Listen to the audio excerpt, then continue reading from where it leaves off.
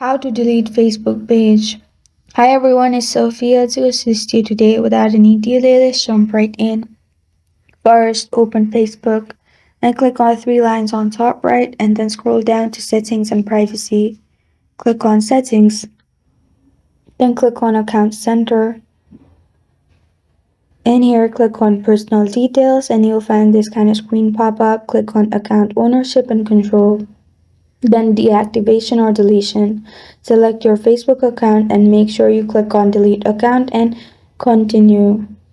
After that, simply select the reason why you want to delete your Facebook and then click on continue. You can also download your information off the page before deleting it. If not, simply click on continue and then you'll need to add your Facebook password and then click on continue. Your Facebook page will be deleted. This is how to delete Facebook page.